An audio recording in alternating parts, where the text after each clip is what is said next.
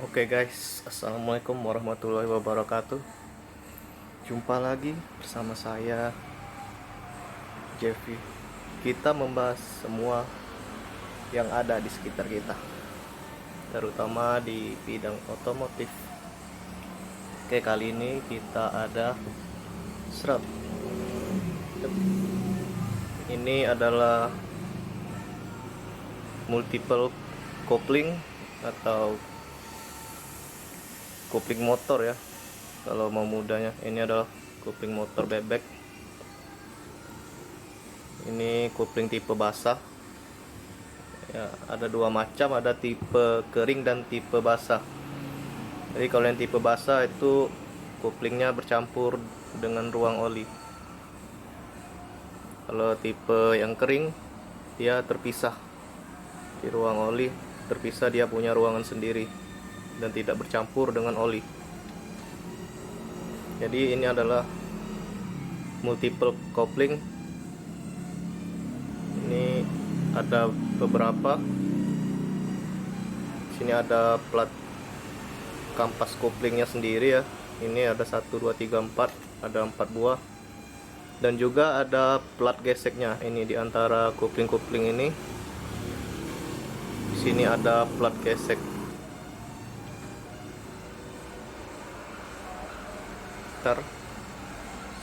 Oke.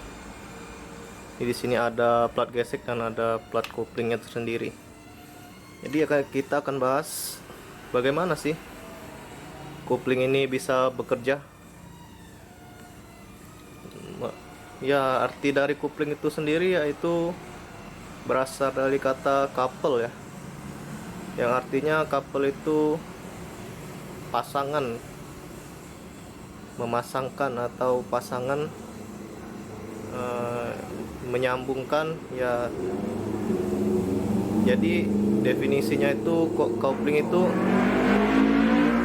adalah part yang untuk mengkoneksikan dari part satu ke part lain untuk bisa bergerak secara mekanis.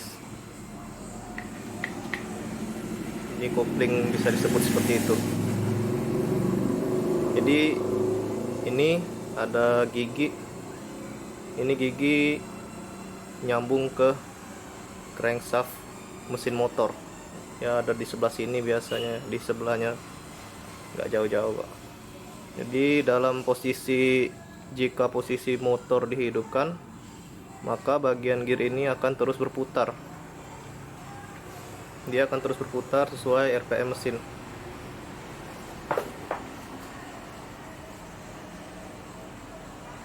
Jadi kalau untuk motor bebek kan kebanyakan itu dia koplingnya otomatis. Maksudnya otomatis di sini yaitu saat kita masukin gigi satu, dia nggak serta-merta langsung jalan. Jadi dia ada satu buah lagi kopling di sebelah sini yang disebut juga kopling sentrifugal, atau kopling yang bekerja jika putarannya pada RPM tertentu. Maka dari itu disebut kopling otomatis atau sentrifugal, karena dia tidak jalan walaupun kita sudah masukin gigi. Nah, kalau untuk yang kopling biasa, yang motor cowok ya, biasanya yang pakai kopling langsung tipe kering, biasanya dia nggak pakai lagi yang itu, dia langsung nyambung ke sini dari as crankshaft atau as krek, dia nyambung ke gigi ini. Jadi dia akan tetap berputar kalau koplingnya kopling manual. Jadi di sini kita akan bahas dari gigi ini. Di sini ada per. Per ini sendiri berfungsi agar meredam getaran di saat kita nekan gigi terus kita lepaskan. Itu biasanya ada hentakan. Jadi hentakan itu diredam dulu oleh per ini agar tidak terlalu besar hentakannya dan tidak mempercepat kerusakan part yang ada di sini. Jadi itu fungsi peredamnya. Jadi di sini peredamnya ini udah goyang dikit nih karena pernya udah lemah. Ini juga mau diganti nanti. Ini pernya udah oblak. Oke, dari sini, dari gear ini dia nyambung ke sini, ke bagian ini. Kita buka ya, nih dia nyambung ke bagian ini. Jadi ini antara gear sama ini cuma ada paku rivet. Ini ada paku rivet, cuma ada itu, nggak pakai baut. Jadi kalau mau ganti ini otomatis merusak ini pakunya ini. Udah dari gear dia ke sini. Terus ini bagian coupling setnya, multiple couplingnya. Jadi di sini ada kupingan-kupingan yang masuk ke tempatnya ini. Jadi ketika mesin berputar, maka ini akan ikut berputar karena sudah didesain sedemikian rupa. Ini banyak di sekelilingnya, dia nyatu. Kalau disatuin dia bakal ikut putar tuh. Selanjutnya di sini ada plat geseknya, ada 3 buah itu. Agak blur, sorry. Ini agak susah ya karena terlalu dekat. Nah, itu ada 1, 2, 3 plat gesek yang dimana ketika kita menekan tuas gigi, yang tuas giginya tersebut terkoneksi ke sini. Ini ada bearing atau laher di sini ya. Dia ada batang yang neken bagian sini. Dia bakal neken dan bakal membuat keregangan set gitu. Tuh. Dia bakal membuat keregangan di antara ini sama plat couplingnya sendiri. Di sini ada busingnya. Jadi busing ini nggak nyatu. Dia bakal lolos nih kalau dilewatin. Ini tuh. Ini ditahan. Jadi sedikit aja itu. Ini kan. Ini dia cuma punya jarak mungkin 1 mili ini mungkin ya. Jadi dia bakal ketekan 1 mili sampai nyentuh ke bagian belakang itu.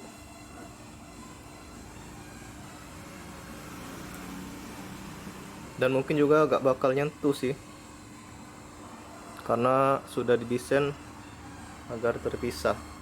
Ketika ini regang, ini ya pasang.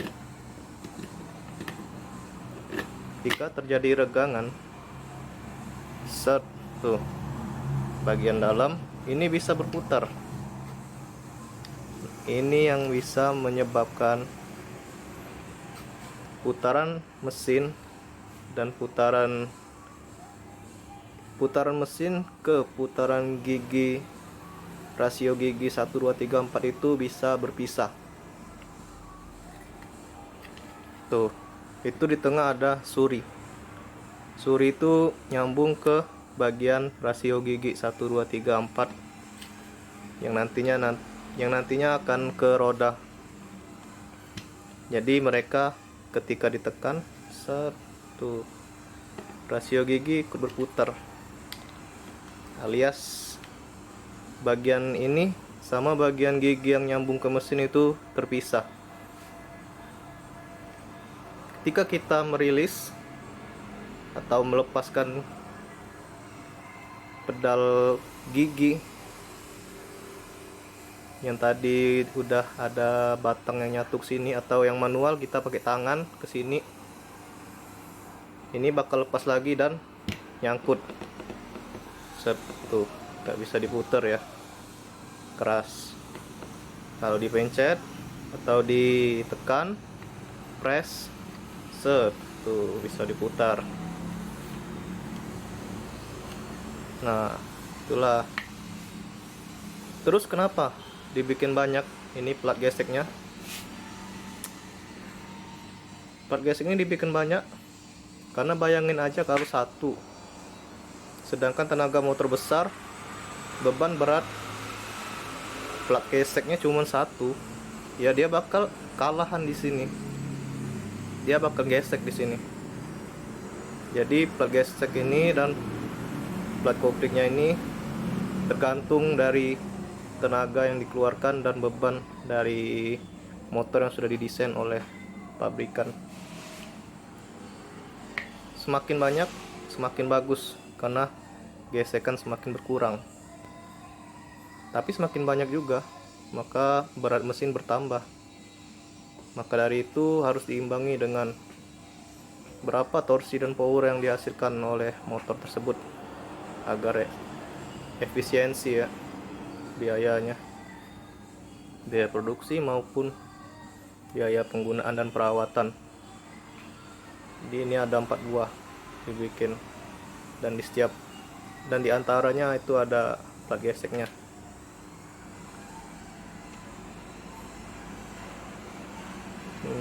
Apalagi, oh iya, saya kalau nggak salah di dalam plat gesek ini, oh di setiap plat gesek ini ada juga gigi-gigi yang kayak ini di bagian tengah. Jadi plat gesek itu nyatu di sini,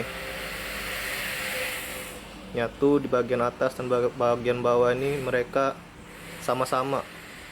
Jadi ketika ditekan, set, maka plat gesek akan terpisah dengan plat kopling, kampas kopling atau plat kopling. Mereka tidak akan terkoneksi atau disconnect ya. Dan ketika kopling dilepas, mereka akan nyatu lagi, connect lagi dengan putaran mesin. Oke.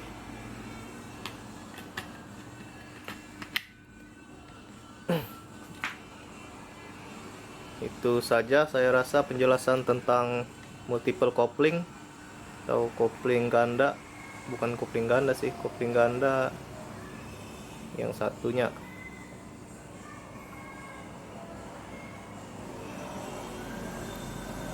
Ini saya mau ganti dulu bagian pernya karena udah lemah dampernya. Ini penyebabnya apa? Bukan,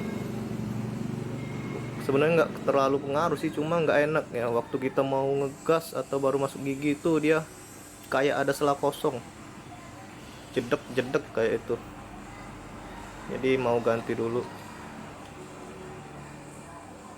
Oke lah, kalau ada mau ditambahkan boleh dicoret-coret di kolom komentar.